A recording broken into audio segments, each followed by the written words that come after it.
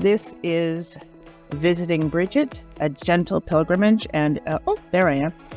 And this is just the Brigidine parts of my trip to Ireland this spring. And right now you're looking at the gate going into the shrine at Liscannor in County Clare on the west coast of Ireland.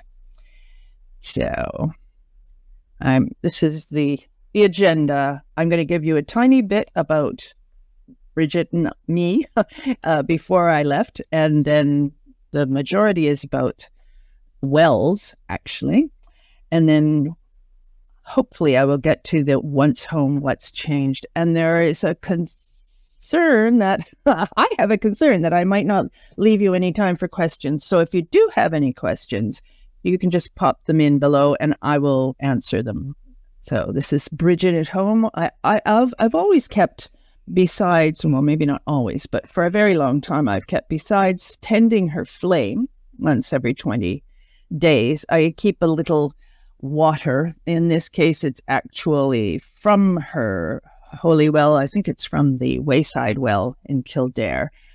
So that has been the watery part of our relationship. I find her very much in my garden. I spend as much time as I can there. I write about her poetry, essays, all kinds of things. And also I have been tending Daughters of the Flame for 30 years. So that's a flame-keeping group that I started. Actually, it turns out we lit the first flame, on the same day that the Sisters of St. Brigid in Kildare lit their flame. So I didn't know about them for a few years, but we've been cheek by jowl in a way. And I decided this is the easiest way to tell you a bit of what I do. I have several classes, online classes, and I have a couple of blogs, Brigit blogs, General Interest and Poetry. And these are the Daughters of the Flame. And this is my book, Brigit of Ireland Devotional, Sun Among Stars, which is, again, essays, a lot of poetry, much of it contemplative. There's a daily practice and there's resources, an extended glossary and all sorts of things. I'm one of those people who loves to cite where I get my material from. So that's in there. And down here is bit.ly/Mael Brigde. That's how you'll find me. So I haven't been to Ireland since the one time I went in 1997. And I've been wanting to go. Money was a problem. I've been saving dribs and drabs for years. Health has been a problem for a long time. And then COVID came along. But finally, I thought, COVID's not going away. I'm not getting better. If I don't go now, I may never go. So like most people, I started off in Dublin. This is not Brigit. This is Era and her harp from the backside. I don't know why. I like that shot. And that's in Merrion Square, which is close to where I was staying. So I'm looking for Brigit right away. I'm looking for Brigit. And I'm in the National Portrait Gallery. I forget. And I see Helen Mabel Trevor's Fisherman's Mother, and I just loved her. So Brigit to me is not a maiden or a mother, but not a crone. I see her in women. I see her in men. But this one really called out to me. The first official Brigit I saw was in the same gallery, and a beautiful stained glass window by Michael Healy. Excuse me, that's going to happen a few times, so guard your ears. And this is a gift that my fellow Daughter of the Flame, Marion, gave to me when we met up, and she made it. This is a Sheila, and there are different goddess representations, but in the ones on either side of the Sheila, she put some water from Brigit's well, so it's very cool, very cool. And then I dashed off to Tara with Geraldine Morgan-Spurn, who I adore.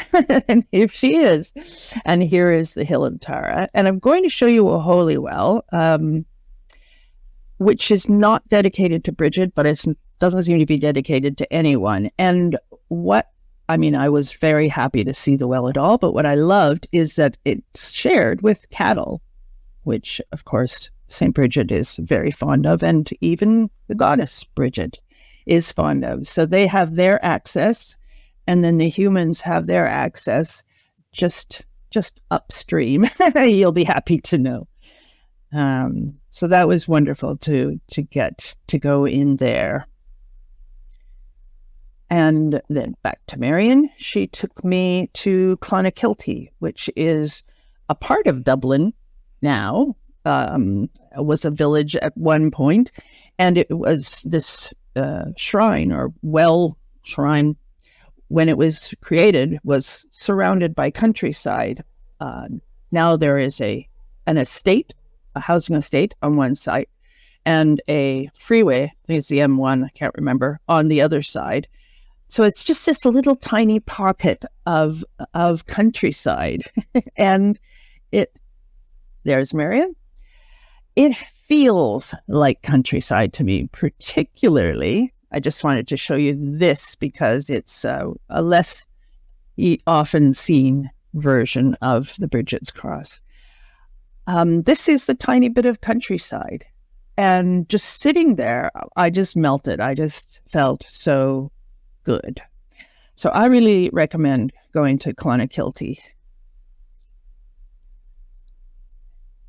And there's some girdles and crosses and some clooties in the tree, which all seem to be cloth. On to Kildare. This is the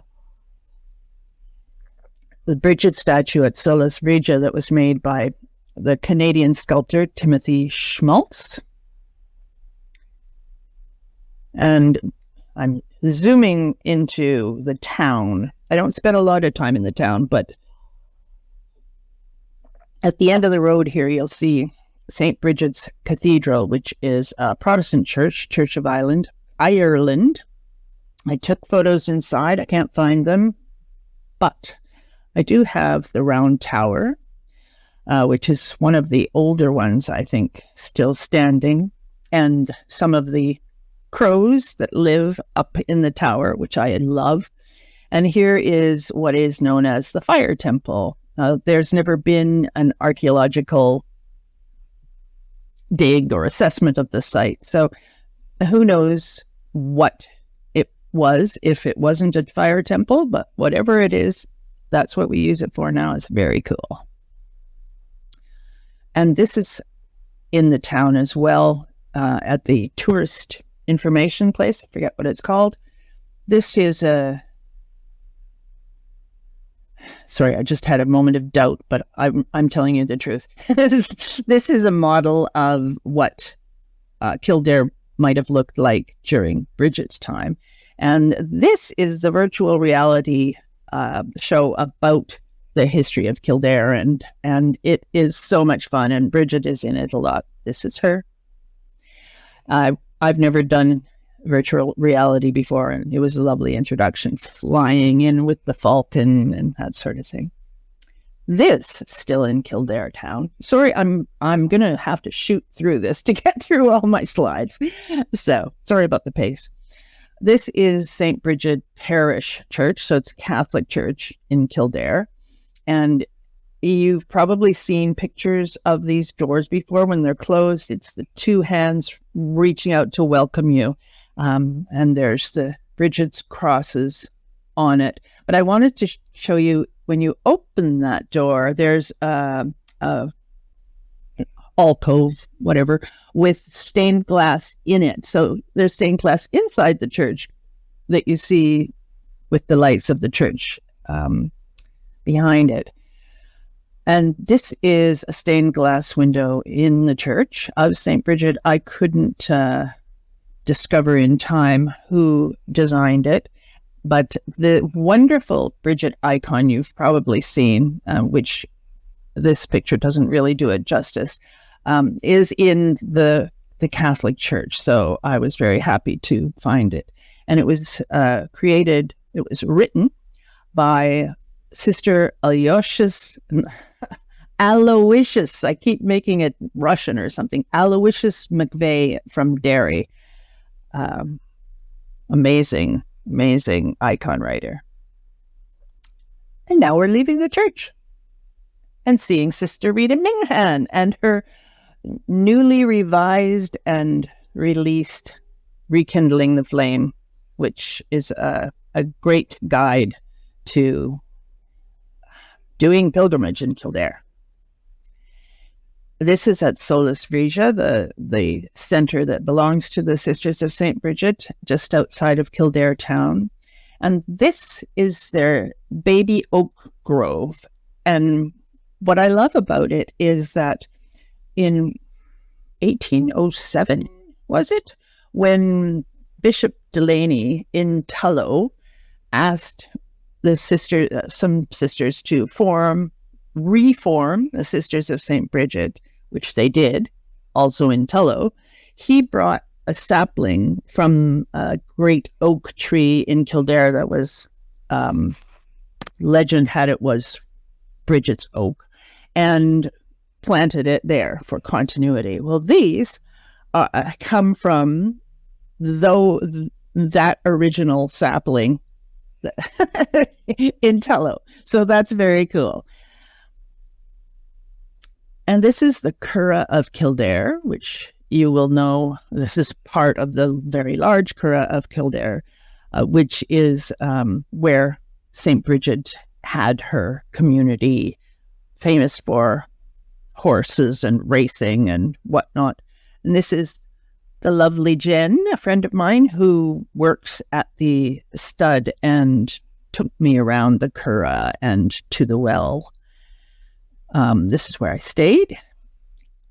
And this is, I thought it was a replica St. Brigid's font, but it's actually, you know what? I'm not even looking at my notes. So I really should keep up because there will be some things I'm going to want to check. What's her name? Kathleen, I don't know, it's Smith or Smythe. It's with a Y. She's an Irish artist and the co-founder of Wild Goose Studios. And she designed this based on many fonts, baptismal fonts that you find in Ireland. But she calls it St. Brigid's font. So it is. And I'm very happy to have it right here. More of my hermitage. The bunny was on the outside. And more of Solis Vrija. So here is St. Brigid's feet in the water and her perpetual flame, which burns in a marvelous bog oak candle holder, which you can see the feet are oak leaves. There's some wonderful art in this world, I gotta say. These are also from Solis Vrija, and this shows you the walk from Solis Vrija and on to the well. This is to the garden well. You walk down this longish path road, and you find that it is a 60-kilometer-an-hour speed limit. So luckily, there's not much traffic. And here you go into the sanctuary over the stream. These are the prayer stones. So there are different prayers that you say at each stone. This is a little arch that goes over the stream, and underneath the arch are these two strange things that I thought might be kneeling stones, but I have learned that some people, anyway, and I'm not sure if it's traditional or not, but I think it is, call them St. Brigid's slippers. And apparently, Let me see. Oh no, I just went right back to the beginning of my slides. Yes, she rested her feet there as she milked the cows. And this is the main well, the garden well, the one that most of us have heard of. And these are some of the many, many, many, many cluties and things hung in the trees all around the well and hung on the cross at the well. Some of them are cloth. The idea originally was you would put up cloth, and as it rotted, your prayer was answered. But nowadays, a lot of people use plastic or metal, and metal is, well, obviously neither of these rot away, so that's an issue. But also metal is poisonous for trees, and people will hammer coins into fairy trees and whatnot. And apparently the fairies don't like it very much, and it's not a great thing to do, I am told. A hawthorn, and this is the wonderful young Brigit who replaced the nun in a plexiglass cabinet that was inside the shrine before her, and she was done by Annette McCormack. Every time I hit this thing, it goes right to the beginning. I may have to do without my notes. Okay. Onward. Now, it rained. Boy, did it rain, but I really wanted to get those photographs. And so, well, Brigit stayed outside getting totally drenched. I hopped into where the old Brigit statue used to be, because it was the only shelter, and just stayed there laughing until it was over. Now, on a clearer day, I went to the wayside well. This is the road to the stud from Solis Frigga. You take this pathway off to the left, and this stone wall is there, lovely wild plants, and this is the wayside well. Very much less visited. And this is a translation of that plaque, Saint Brigid, Mary of the Gale, pray for us. And the funny thing that happened was that when I bent over to touch the water reverently for the first time, my water bottle dove in out of my pack sack. So obviously I wasn't the only one who wanted to get involved. Zoom away from Kildare and up to Liscannor. A wonderful place I hadn't been to before. I've mentioned it. This is the gate that you saw at the beginning. And so there's St. Brigid in what people often call her telephone box. These are the stairs going up to the cemetery. And there's a big cross up there. And this is the building that enshrines the shrine of the well itself. These are the many, many, many statues and memorabilia of prayers of so many people over so many years. It's just an awe-inspiring place to be. A lot of pilgrims come there, so I would contemplate and then exit, contemplate and then exit. But it was wonderful to spend the day there. And this is the well itself, which is not covered. So the shrine is not completely covered over. And this is Honan. I don't know how to say it. Honan, probably Honan, like Conan Chapel at UCC. A beautiful chapel with this amazing floor and stained glass windows done by the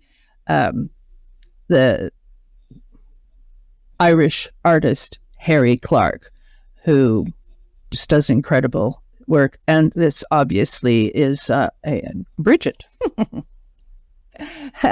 So this is the Honan Chapel, and these are the three patron saints of Ireland, starting with Brigit, of course. To Waterford. This is a graveyard that recognized the many people who died during the Great Hunger. So it was a very touching place to be. I have gone with my lovely friends Eileen and Anne from Dungarvan to, I'm not sure how to say this, Kilrasanti, County Waterford, the well there, St. Brigid's Well, but it's a triple well. So there's St. Brigid's is the main well, and they do a pattern there on St. Brigid's Day. But there are two other wells, one for Mary and one, very unusually, for Jesus. And this is part of the ruins and the graveyard. Fornox, this is in Douth, and this is all you're going to see of it. I went in there with a friend who is also a Brigid devotee. She brought her boron and her singing bowl, and we sang, and it was so wonderful. And Brigid was definitely in our hearts that day. I'm so happy because I'm a solitary. I know a lot of people who love Brigid, but none of them live in Vancouver. So it was just so wonderful for me to get to do that with a friend. And now we're in Dundalk, where the lovely Dolores Whalen took me around to a few places. This is the Dundalk Library, and the students at St. Brigid's School made this amazing cloak, St. Brigid's cloak, for Brigid 1500, which is coming up soon and will be celebrated all through 2024, noting the 1500th anniversary of her death. And so each one of these little coins has an image pressed into it.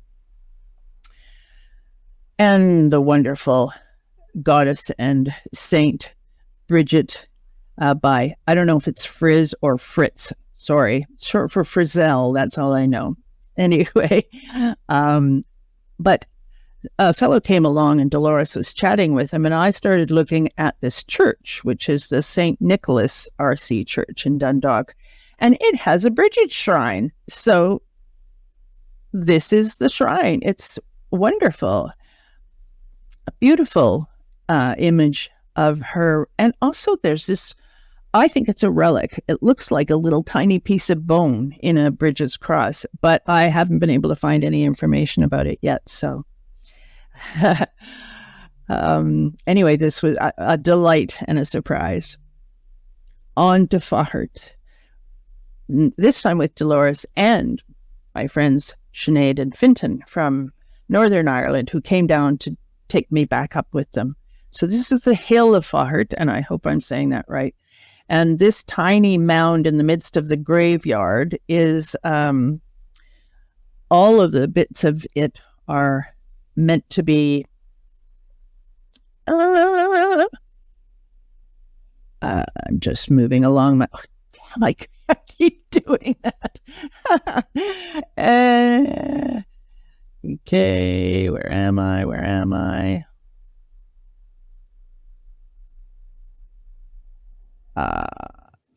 Fahrt. Okay. First of all, the whole hill is important in Irish history. You can see all around, so it's been used in battles. It comes up in scenes in the Tyne Bocúlna. But these ruins here are associated with St. Brigid. There's the base of an old cross and a horseshoe-shaped mound and a well, which you'll see in a minute. And these are called St. Brigid's Pillar, St. Brigid's Bed, and the well. So obviously there is a pilgrimage that goes there. And thieves come to the parking lot a lot, so don't leave your precious things in there. And we didn't go there, but there is a St. Brigid's Church in Kilcurry, which is not very far from there, that has a piece of a skull which is believed to be a relic of St. Brigid. So that is cool. There they are having a chat. And here is the well. You're not getting a great picture of the well. It's sort of a beehive shape. You go down in there, you pick this up and pour it into your bottles. And there were a whole bunch of lovely things around. This is a bunch of holy medals, different little shrine type things. You'll see one more later. Now we've gone to a place that's actually called St. Brigid's Shrine, and it's quite a big area with this beautiful stream running through it and patterns that you can do, like prayers that you can do in various places. And here you see Sinead availing herself of the holy water. But it's also got this gorgeous grotto with a figure of Mary, who doubles as St. Brigid a lot in Ireland. And then this big shrine with a whole bunch of statues of men leading up to it. But in it is this small statue of St. Brigid, and on top is a big statue of St. Brigid. It's all just, I just was in my element. And then I went with Vinton and Sinead to Downpatrick. You're not going to see a lot of pictures of there either. This lump of rock is meant to be part of St. Patrick's grave. And in the 12th century, John de Courcy, I think his name is said to have brought St. Brigid's bones up to Downpatrick to be interred with St. Columkill and St. Patrick. So the three patron saints would be together. But her skull is also meant to be in Lisbon. So like many saints, she's scattered to the four winds. I believe this is supposed to be, it was only labeled St. Patrick, but I was told, I think, that this is St. Brigid and this is St. Columkill. So this is the only representation of St. Brigid in the Church of the Trinity, I think it's called, in Downpatrick. And that's a nice little candle I got there. And lastly, for the trip, is Scotland. I only got to one Brigid site. Well, not Brigid there, bride. But it was almost entirely grass and just a couple of lumps of stone from the foundation of what was her chapel, which of course was destroyed during the suppression of Catholicism. And this is my lovely friend and fellow devotee, Heather. And she knows so much and told me so much. It was wonderful. And one of the things that she told me is that on the west coast of Scotland, which is that and the Hebrides are the concentration of St. Bride worship, or not worship, but cult of St. Bride in Scotland. There, because they are right on the Irish Sea, Brigid, who in Ireland is associated with springs and streams, here is associated with the sea. So she's still watery, but it's the sea. I'm not sure if this tea is helping with my thirst at all. So I'm back home now after 9 wonderful weeks of travel, and it's now been 9 weeks since I got home, and I'm ready to go back. And so I wanted to talk a little bit about what has changed in my practice as a result of this trip. And you know what? I've motored through this so quickly. We actually will have time for questions. And well, one thing is that I with all that opportunity for contemplation and meditation, right, in an environment where I'm not the only person who honors Brigit, it really charged me up. I just felt so connected and so joyful. And a lot of that is still here with me. But also, I'm just so much more, again, the word connected with her water. I always, like I said, I did say this before, I've had her waters on my radar for a long time, but it's become a much bigger thing for me. And what I noticed is that in most North American, and I don't know, maybe European too, awareness of Brigit, the flame is the big deal. We tend her flame. Most of us tend her flame, but there's not very many people. There are some, but not the majority of people are tending her wells. But what I found when I was there was that the flame was not that big a deal from what I encountered. I'm not talking about what people in Ireland think and feel, but just for me, I found her flame, obviously the perpetual flame at Kildare, and I saw it in art. But where I actually found her, and not just a representation of her, where I found her was at her wells, and just in the green of the landscape, the freshness and wholeness of the trees.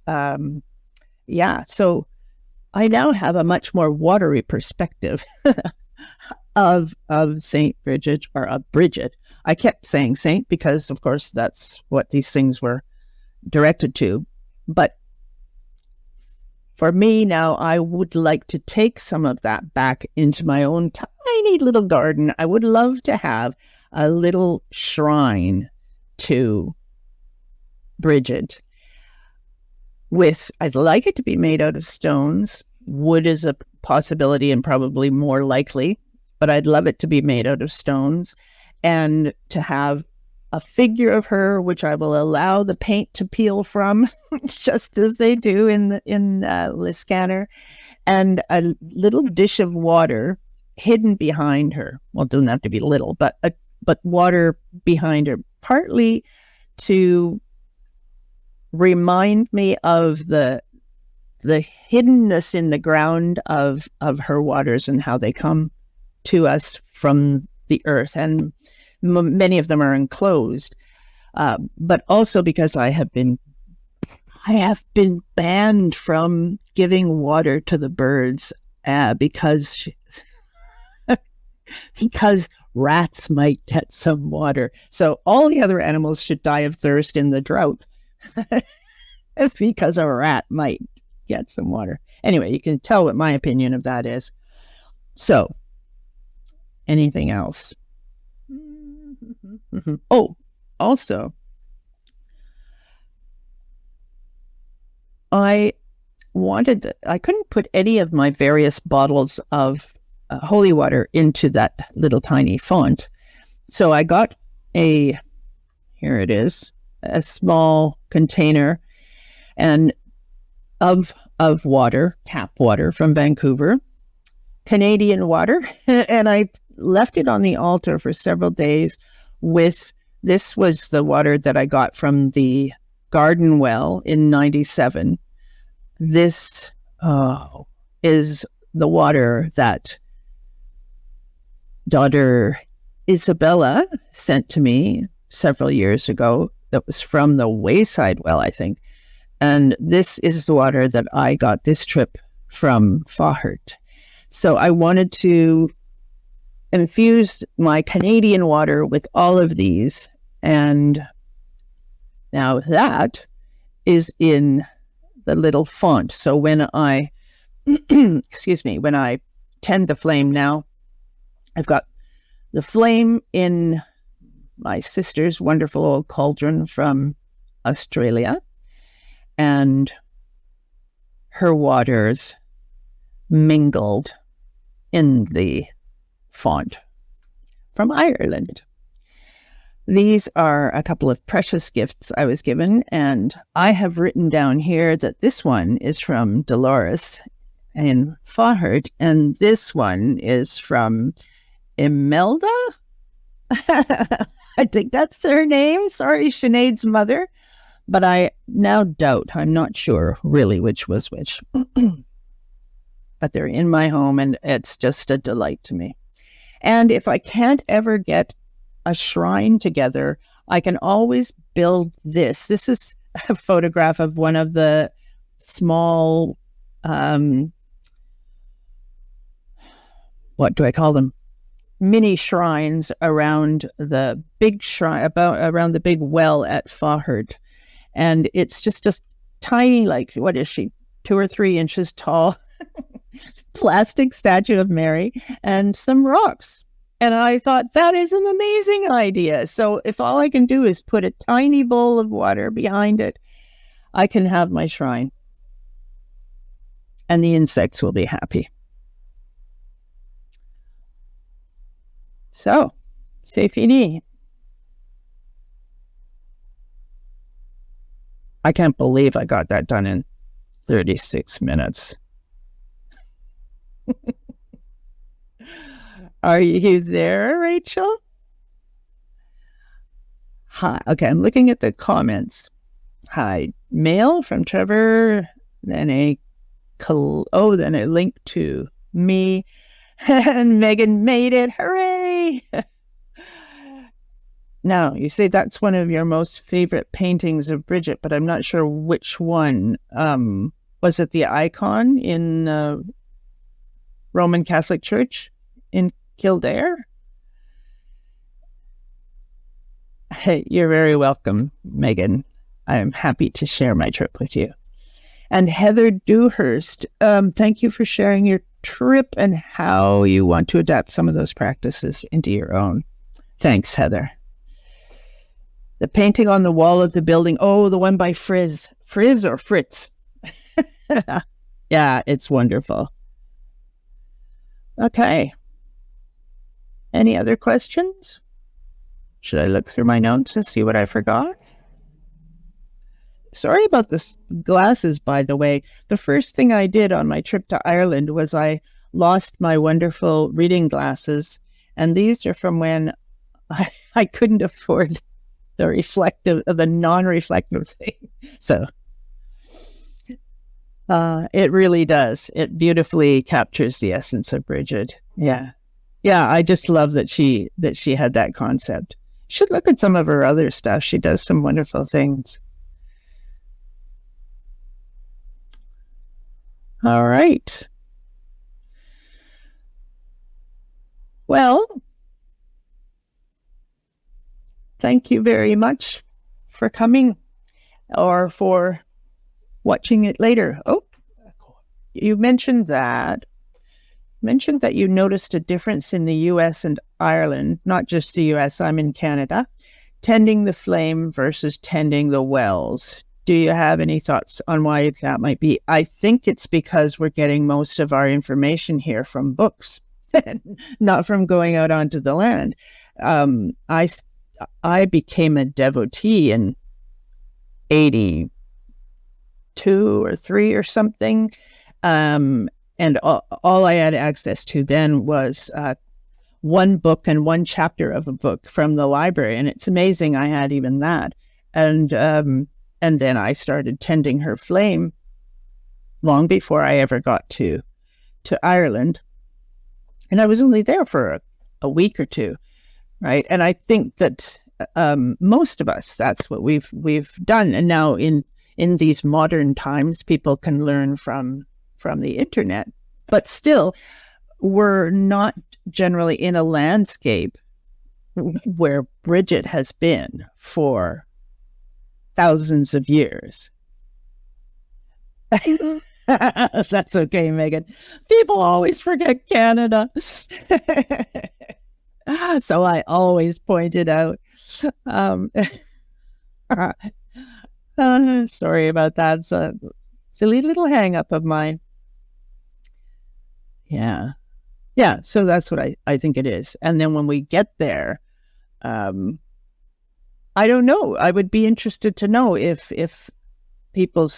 other people's practice changes after they've been there. Carolyn says, "Thank you for the beautiful talk and the wealth of information. I will definitely borrow your idea for making a mini shrine. Yeah, on the little parcel of land in my care. The addition will be easy to do and add so much to the space." That's great, Carolyn. Yeah.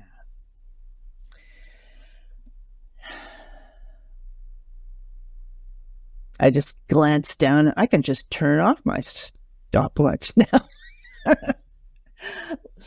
I usually forget to turn it on, so I have no idea where I am. So let me think if there's anything else I would like to add.